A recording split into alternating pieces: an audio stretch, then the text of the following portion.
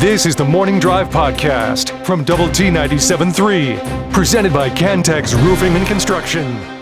I'm Mike Hebert, owner of Cantex Roofing and Construction. Every day is game day, and we'll get it right when it comes to your roofing, construction, windows, and mirrors. Call Cantex Roofing and Construction today. Together, we are one serving you. So, I first heard about this yesterday. I was eating lunch, listening to The Bottom Line, and I think Choice and Chris were talking about this. Or I don't know if because you weren't on yesterday because of baseball. So I don't know if you've had a chance to discuss this with anybody or not. But this story about the NCAA letting Division I athletes bet on pro sports is just baffling to me. It's a good word. You know, it's baffling.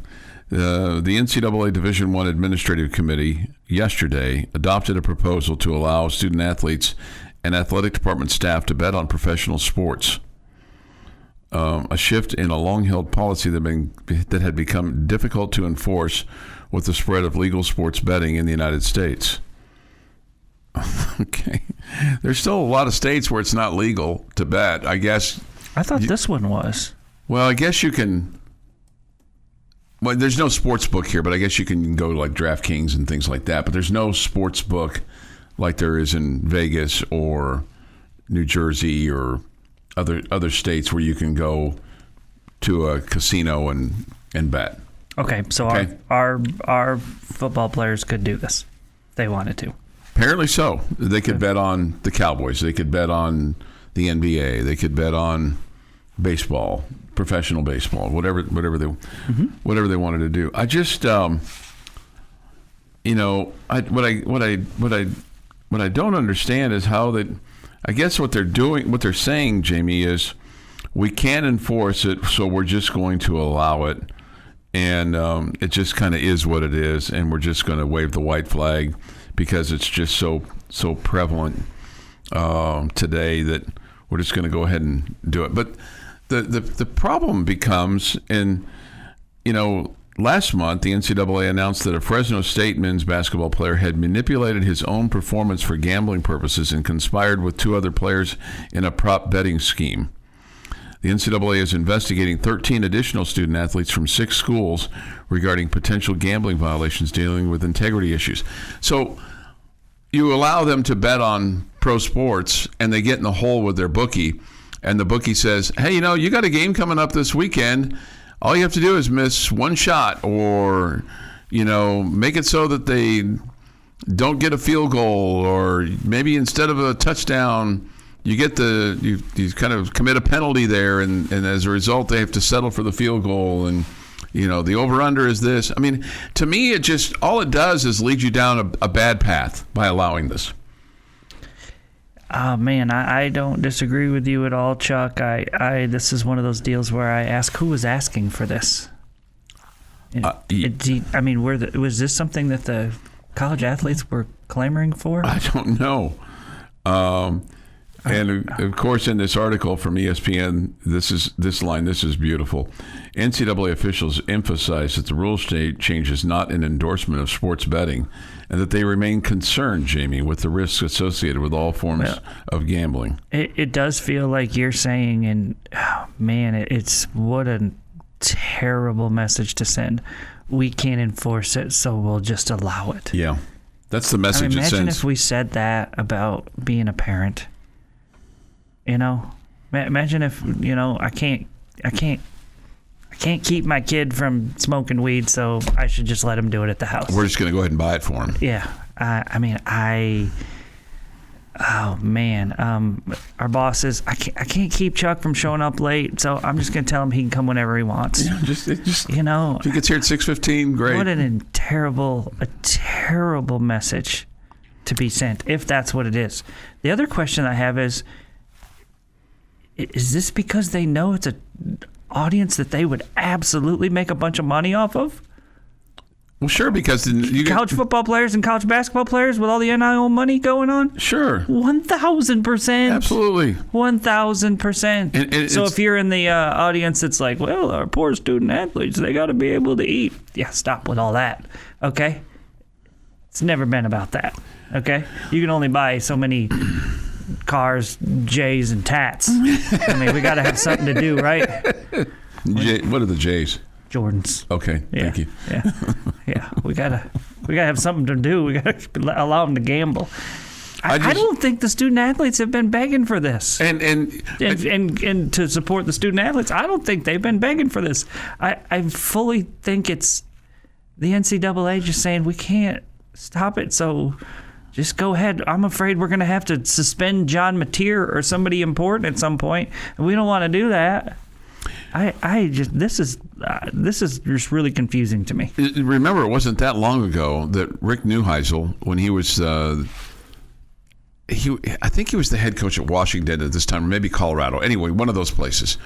And he was just participating in an NCAA bracket pool. Just a basic office bracket pool with his buddies. And he got popped for that. Yeah. And, they couldn't even fill out a basic bracket. Jay says this: you're either teaching it or allowing it to happen. There is no difference in parenting, coaching, and teaching. Yeah, I agree.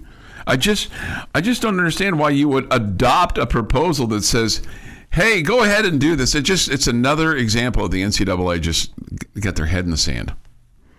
I just don't get it. I, along with, I think you, Chuck, and many others have believed that so many decisions that have been made in recent years have been made due to the fear of litigation. Yeah. Mm-hmm. This doesn't feel like one of those. It doesn't. Like the student athletes are going to sue because they can't gamble? I don't see that. If that's the case, goodness gracious. Thomas says this: in Texas, people can bet on players like fantasy sports, but not on games. But let's not be naive. There's plenty of guys in this town that serve as,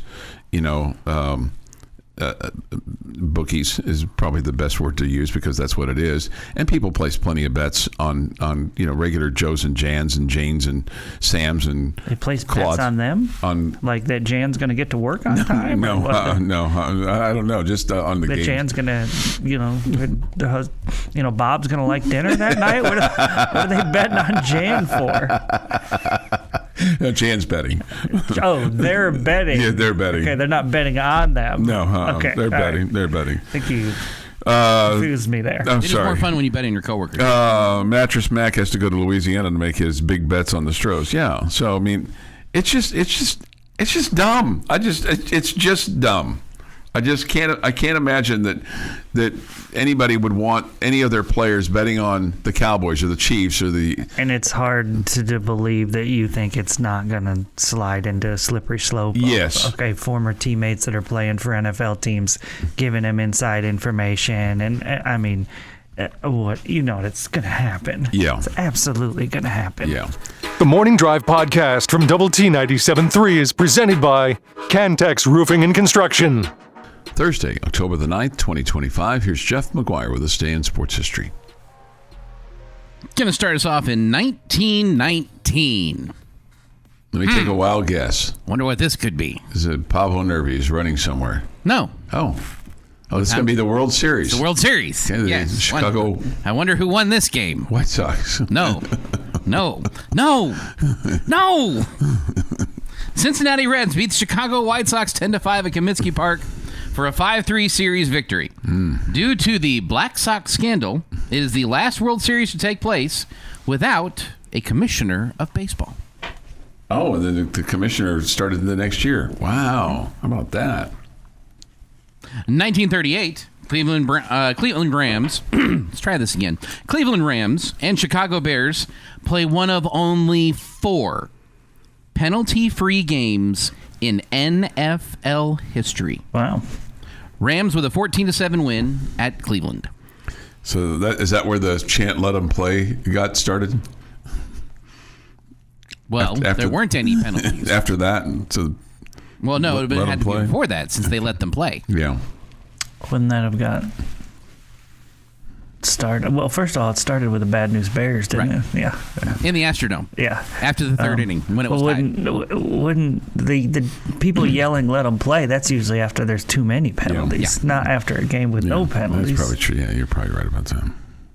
1966. Baseball World Series, Baltimore Orioles claim the first championship in franchise history, edged the LA Dodgers 1-0 at Memorial Stadium for a 4-0 series sweep. Orioles outfielder Frank Robinson is your MVP. He was a good one. 1983, the Buffalo Bills quarterback Joe Ferguson passes for 419 yards and 5 touchdowns, winning 38-35 in overtime over the Dolphins in Miami. Way to go, Joe. He was pretty good quarterback. He was really good. 2004. Texas Tech Sonny Cumbie throws 5 touchdown passes, and Torian Henderson grabs 2 more in the end zone in a 70-10 win over Nebraska. Chuck Heinz very excited after this game. This is one of my favorite games. Just couldn't beat those guys, but Cody Hodges was 3 of 5 for passes with a touchdown as well in relief.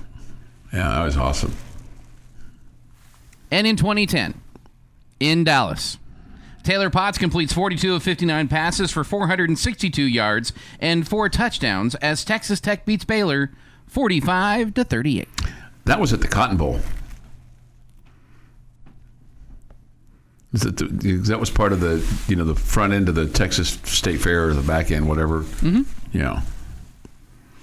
I finally saw a win at the Cotton Bowl. It is International Beer and Pizza Day.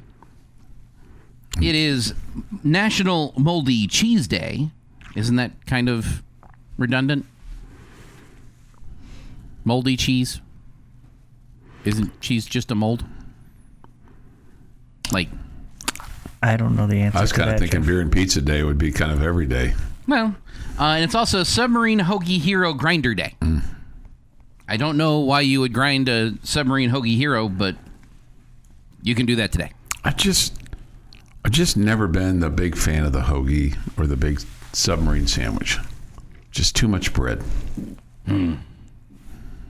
It's the beginning of a French dip or an Italian beef sandwich, and those are excellent. Happy birthday to Sharon Osbourne, who's 73. Scott Bakula is 71. Steve Burns, you know him better from Blue's Clues, is 52. Mike Singletary, 67. Derek Holland, 39. And Jimbo Fisher is 60. And on this day in 1635, religious discontent Roger Williams is banished from the Massachusetts Bay Colony by the General Court of Massachusetts. Williams had spoken out against the right of civil authorities to punish religious dissension and into Confederate Native American land. After leaving Massachusetts, Williams, with the assistance of the local tribe, established a settlement at the junction of 2 rivers located in present-day Rhode Island. He declared in his settlement open to all those seeking freedom of consciousness and the removal from the church and civil matters, and many dissatisfied Puritans came. Taking the success of his venture as a sign from God, Williams named his community Providence. And that is this day in sports history. Like in Providence, Rhode Island. Exactly. Okay. That's 1,000% what we were just talking about. No, I got you. Just making sure. Leaving Massachusetts to form a colony in what is now Rhode Island. Right. And the colony some Providence, city was Rhode Providence. Island. Yeah, got it. But it's all clicks all together. All those dots just lined up. This from the Yates Flooring Center chat line. Chuck being a grouchy old man on the gambling thing. No, I'm not. I don't think I'm being grouchy. I just was being. I'm just baffled why you would allow this student athletes to be able to bet on pro sports. We get this. I think the NCAA is allowing gambling for athletes to make it more accessible through sports books, apps, and platforms to reduce the influence of bookies and potential issues like point shaving. That from longtime morning driver Coach Denham. Hey, thank you, Coach. Did Chuck forget to take his meds this morning? Nope, I took them all. Just like I do every day. Sometimes they're more effective than others. It would definitely a lot of drugs this morning, so it would definitely cut down on if you're using apps rather than dealing with the human being. Take that element out of it that might help in that regard. My thought though is that if you start getting in trouble and the apps shut you down because you're not paying your bill, then you're going to go to a bookie or you're going to try to double down. I mean, it just goes downhill fast, it seems to me. And I'm not saying that everybody that gambles is a degenerate. I'm not saying that at all. It's just when you're allowing something like this, when you've been so adamant against it to the point where coaches and players and people couldn't even participate in basic office pools for the NCAA tournament, and now you're saying, hey, go ahead, gamble all you want, run with knives and forks in your hand,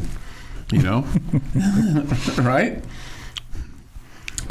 It's definitely a surprising change, no question. Yep. I mean, just seems this. Here's this from. Again, I just go back to. I mean, was this something that the student athletes were asking for? I do not know the answer to that question. Here's one way letting college athletes bet on pro sports can go wrong. Player bets, player loses bet, gets in debt. Someone tells him, hey, don't worry, I'll take care of you and make sure you're financially stable. Just drop a pass or a fumble in the game. I'll let you know when. Yeah, we've all seen that movie. It just doesn't make any sense. It just doesn't make any sense at all to me. It feels like to me that this has been going on regardless.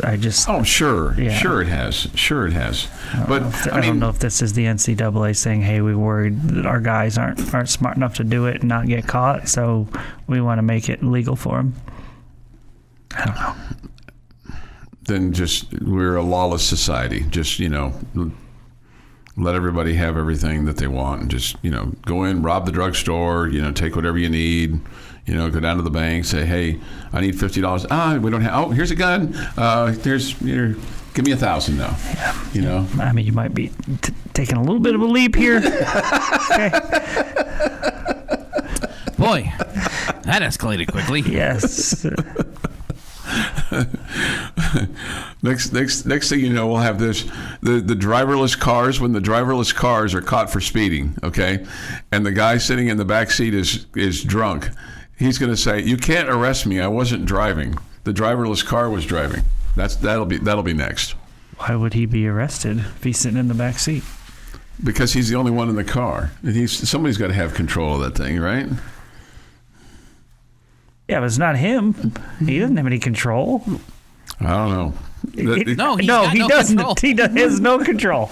But somebody has to plug in the stuff, right? No. You just go. Have you gotten in a driverless car yet? No. Would you? Probably. Would you? Yeah. I guess I've seen them enough now that I don't fear them. Okay. Your daily dose of sports and fun. This is the Morning Drive Podcast from Double T 97.3, presented by Cantex Roofing and Construction. Little Knight Rider action. Driverless car. Yeah. I'd get in that one. Yeah, probably so. I'd have gotten in Herbie earlier, too. This from the Yates Flooring Center chat line. Mitchell says this. This game just feels like a trap. I still think we win, but we may not cover or play all that well.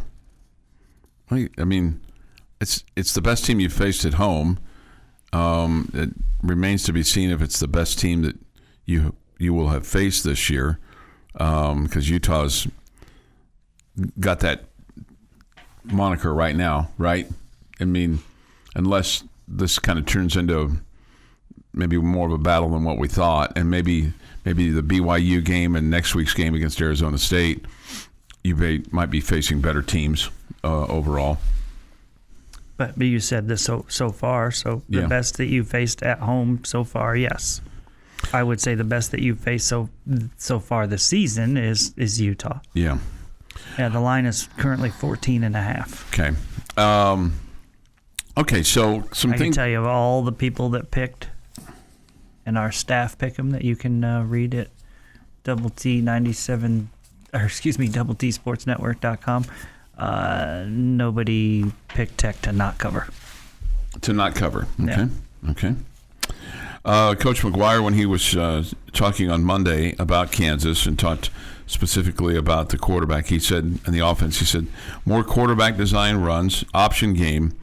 He said that his team had to do a better job with the interior rush. He said it's similar to the Utah quarterback play, and then cited just from the concerns that he would have about Kansas, that they're good and physical, quarterback's good, receivers explosive, that their defense has the ability to pressure the quarterback, and that they haven't turned over the ball like others have done against them. And he says, we have to do that. And then he also talked about, we've talked about this ad nauseum. We have to fix the self-inflicted wounds. If we do that, then we can play with anyone. Fix our issues, and we can control. So he said, and we talked about this the other day. If they don't, it's going to affect us in a close game. So, when you look at the numbers for Texas Tech, just in terms of fumbles, Tech's fumbled the ball 6 times in a game, but only given it up twice. Their opponents have fumbled it 9 times and given it up 4 times. You've forced 8 interceptions, which is impressive. You've thrown 4 yourself, so you're +4 on that in that manner. But I mean, just think of how of all the pressures and the things that you've done to these opponents so far that forced them to turn the ball over and giving you some extra possessions, and that's kind of what you're hoping for. Over the next 7 weeks as these games get tougher and tougher and tougher. So hopefully that can be something that you can take into this game. And there's a part of you that goes, well, gosh, you hope you don't need the turnovers. So you can just get them 3 and out and get them off the field and go down and score yourself and take care of your business. But we all know that turnovers are part of the game, and certainly helps make the game go easier for you. It's a massive part of it, right? If you can first off get your defense off the field and then set up your offense and in short field situations, then that's going to increase the odds of you scoring. And man, I just feel like that you've done such a much better job of getting off the field this year. Even in the 2 games that you've played in the Big 12, that just feels like that you've not struggled getting the team off the field. Having a really good defense. I was just about to say, you have a dominant defense. No question. So that's kind of how it works. Yeah, no, right. Defenses can get themselves off the field. When you're good on defense, you get off the field. Yeah, no, I got that. I mean, and you're exactly right. I mean, it just feels a lot better. I mean, on third down, your opponents are 18 of 71. Meanwhile, Texas Tech is 38 of 71 on third down. Your opponents are 6 of 14 on fourth down, so you're forcing them. Throw some buts in here. Yeah, but Arkansas Pine Bluff. Although but Kent State. Yeah, but we're getting close to not needing the but. Yeah, but I mean, if you're going over the course of the season, sure, and 60% of it was against 3 teams that are combined what? I don't know. Really bad. Really bad. Okay, it's going to factor into those things. But you're absolutely right. I mean, I think you've played 2 solid teams in Big 12 play, and you did it on the road. And so dominated in dominating fashion. Yeah, absolutely. So you could possibly say you've had the toughest Big 12 schedule so far. Yeah, after having. I'm not that good of a liar. Who's had a better one? I don't know, but I don't know either. But I think you could say it. You could say it, yeah. You faced one ranked team, and it goes on the road. You played 2 road games against an undefeated team, 2 undefeated teams, and 1 that was ranked. Yep. I mean, if you're going to disagree, Jeff, you got to have an answer. You got to have a reason to disagree. Because it's super early. I don't know that we can say we've done the toughest one. And how bad our non-conference. And I know it's. I didn't say for the course of the season. Right. I said the first 2 weeks. Yeah, you don't have to look at anything else but the first 2 weeks' games. Yeah, and the fact that you started off on the road and started off with Utah. I mean, now, do I think Houston's going to be a top 4 or 5 team in the Big 12? No, I don't. I mean, but I don't think they're going to be 14 either. I think they're going to be closer to 9 or 10. And I do think that Utah is in the top 3 or 4. Again, on the road. Utah could be a team that you face again. This week in the Big 12, you've got Central Florida playing at Cincinnati. Houston's at Oklahoma State. Iowa State's at Colorado. TCU's at Kansas State. BYU's at Arizona. Arizona State's at Utah. That is going to be that's the game of the Big 12, isn't it? Yes, sir. Yes, sir. So that's a toughie for both. I think both of the late ones will be fun. I still think BYU wins, but I think this will not be an easy game for BYU at Arizona. Arizona may be a little bit better than what you thought going into the season. I think BYU wins, and the line's only 1.5 for BYU. But I think Arizona will give them a game. I think that could be a fun one too. So going back to Jamie's point about playing on the road, just looking at last week, Iowa State had to go to Cincinnati. They lost that game. K-State had to go to Baylor. They lost that game. And then in week 1 of Big 12 play, of course, you had the K-State Iowa State game in Ireland. But some teams have already played 3 games compared to Tech's just 2. TCU had to go to Arizona State. That was a toughie. Cincinnati went to Kansas, but they won that game.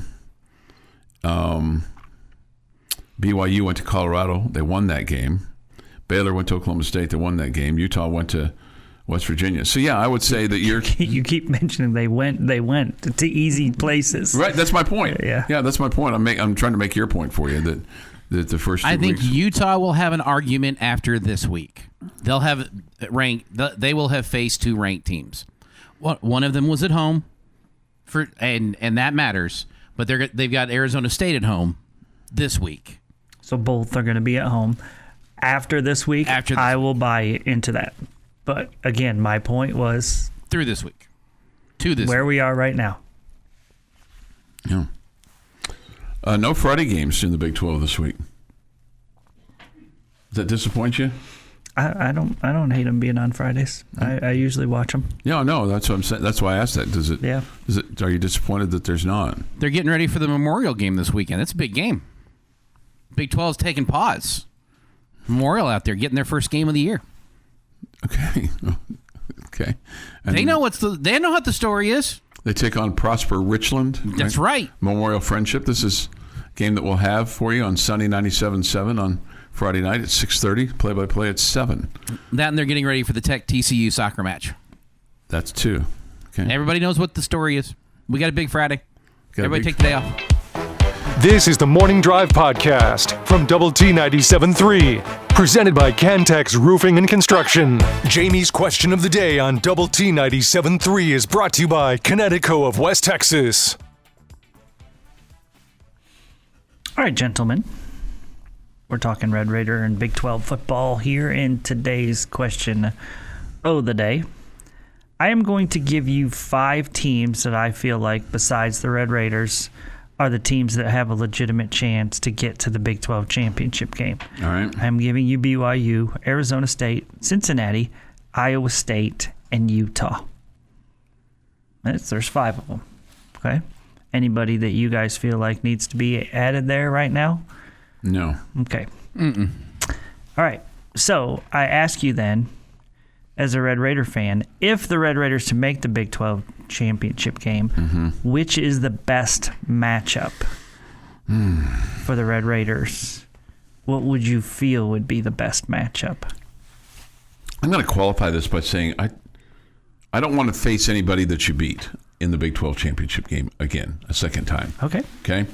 So far that's just Utah. Potentially that could be BYU. And your reason for that is? I think it's hard to beat them twice. It's probably not sound or rational. I just think it's hard to beat them twice. Okay. Not sound, not rational. Check. Okay. It's just if I think Cincinnati's a team I'd like to see in the Big 12 championship game against you, because I think you can win that game. Okay.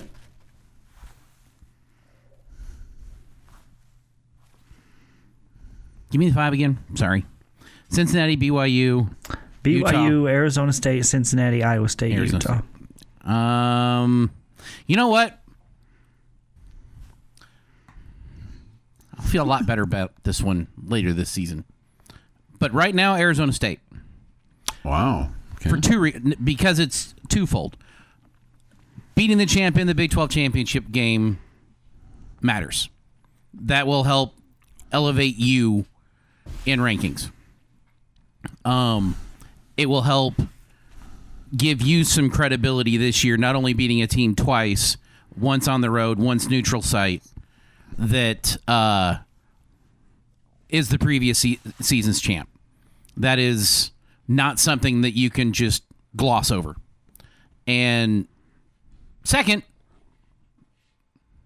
they were a bit mouthy in Big 12 preseason media day of circling this game. So we get to play it twice and beat them twice. Okay. I think my answer is BYU. I think the reason I'm going with BYU is I know they're undefeated. I don't think they have as quality of a win as everybody else that we've talked about. Maybe you could make the same comment for Utah. Who's Utah's quality win? Well, yep. Yeah. You thought it was UCLA, and then for about 15 minutes. Yeah, right. Not anymore. And then we woke up Sunday morning in week 0 or week 1. Yeah. No, I think I would love to see our defensive line get to rattle a freshman quarterback. By then, he's not really a freshman. He's going to have a whole year of starting under his belt. He would have already seen our defense once. So maybe that goes back to what Chuck's saying, that don't want to see a team twice. Because of that, Chuck, you play BYU, you play Arizona State. You don't play Iowa State or Cincinnati, but you play Utah. So you feel like Cincinnati or Iowa State. And I really don't want to face Iowa State. Because you think they're good? Yeah. I think they're good. Yeah. And Cincinnati just beat them. Mm-hmm. Yeah. Mm-hmm. At their place. At Cincinnati's place. Yeah. Right? Yeah, Cincinnati's place. Yeah, Cincinnati's a wild card here. I'm really interested to see what's going to happen with them. My answer right now is BYU. Because from what I've seen from BYU, and I've seen them a couple games, I just have not been overly impressed with it. Okay? I've not been overly impressed. So, I've seen Cincinnati look really bad, and I've seen Cincinnati look really good. And then there's the Utah factor. I don't know what Utah is either, since they've really played one good team and they got it put on them. Going back to the been really impressed. I was impressed with what Houston had done in comparison for where they were last year. That doesn't mean that they were an impressive football team, but they had improved. Their improvement was impressive. Right, but I wouldn't call them impressive. The only team I've been impressed by this year is the one that lives over there. Yeah. At Fourth and University. Yeah.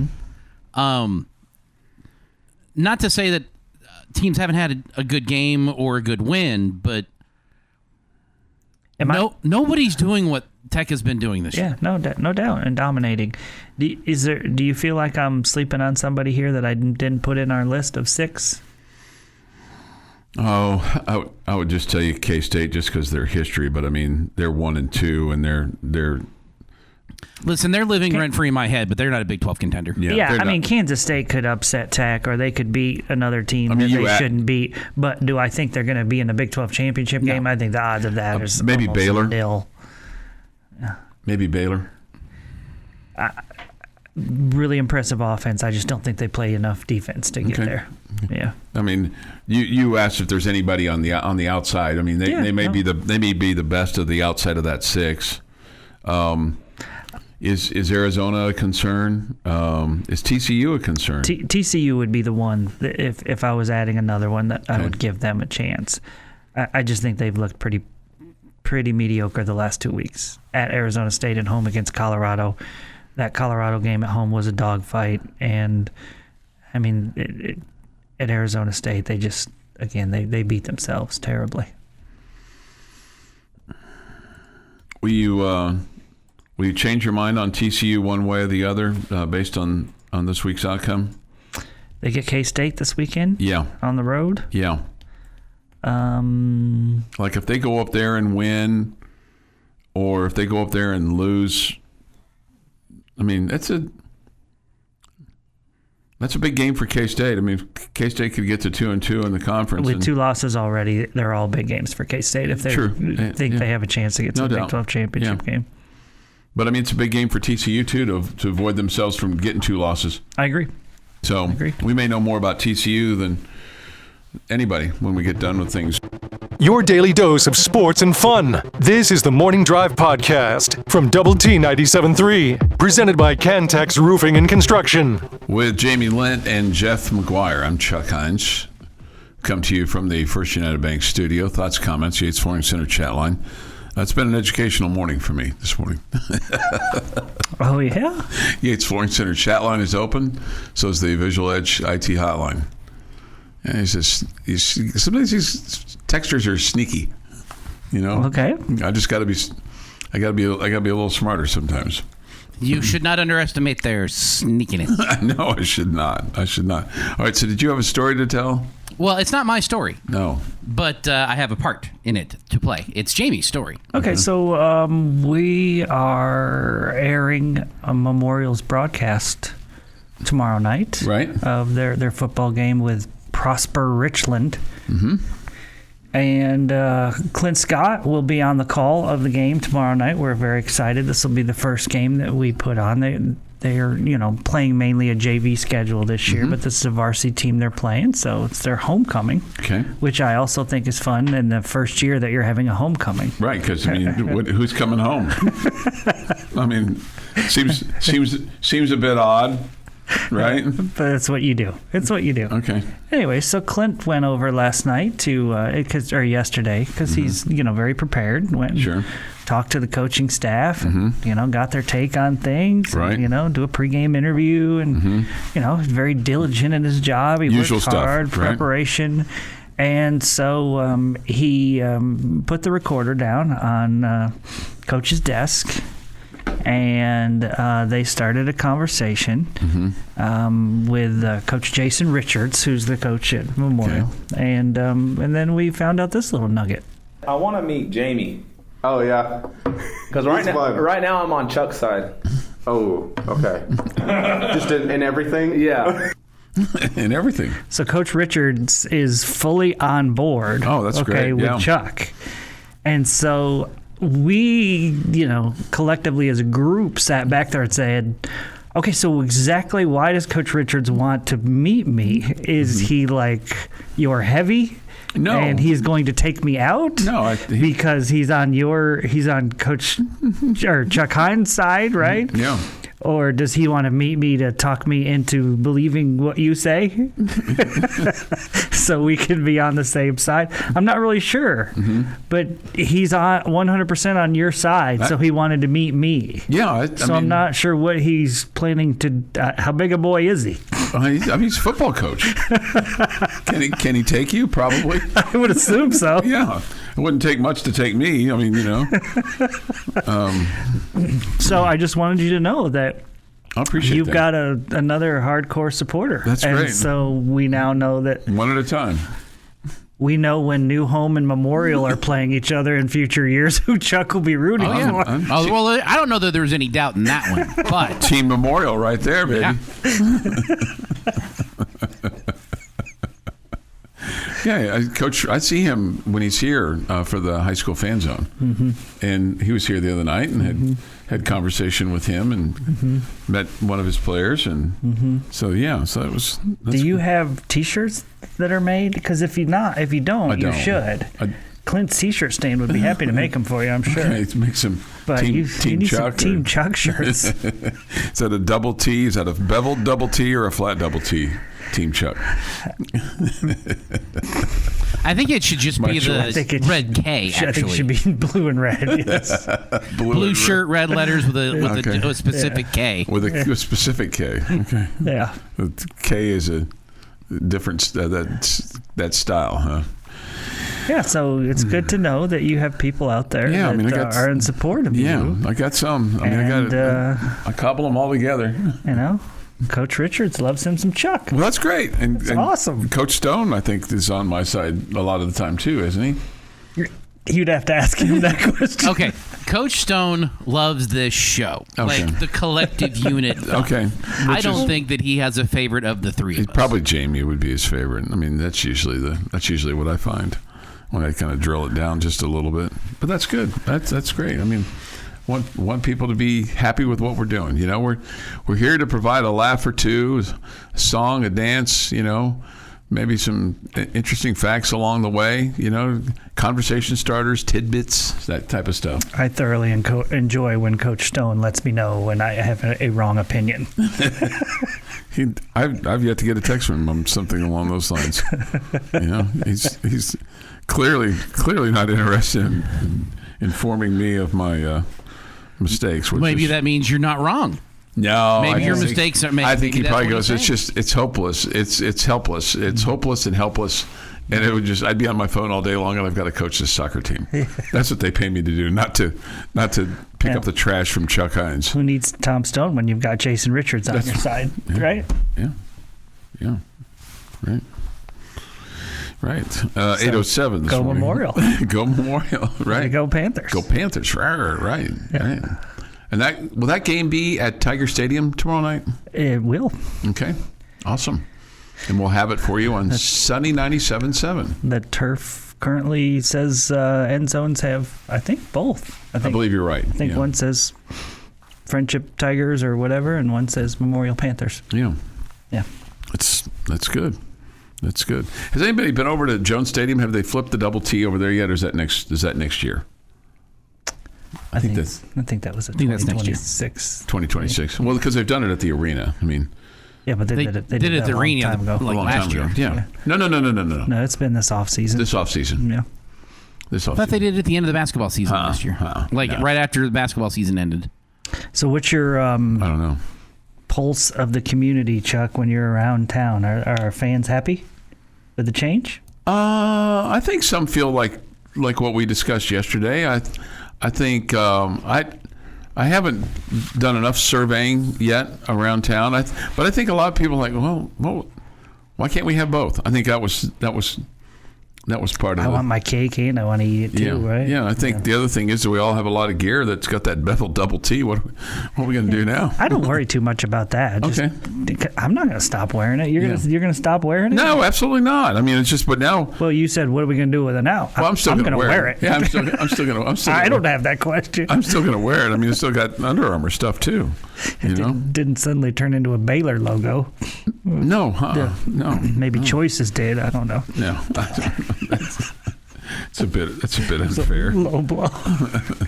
Poor Choice. He takes so much grief for that. I share some of his grief from time to time. Hey, tomorrow night, and I was coaching Clint Scott on this on Tech Talk on last Friday, Jamie. Look at that, Dad taking care of his son. Look at that. How to say this. It is the tomorrow night at 6, the West Texas Friday Night Scoreboard Show. Okay? On Double T 97.3 and 100.7 The Score. It's 8. This has been the Morning Drive Podcast, presented by Cantex Roofing and Construction. Check out our library of Double T 97.3 podcasts at doublet97.3.com.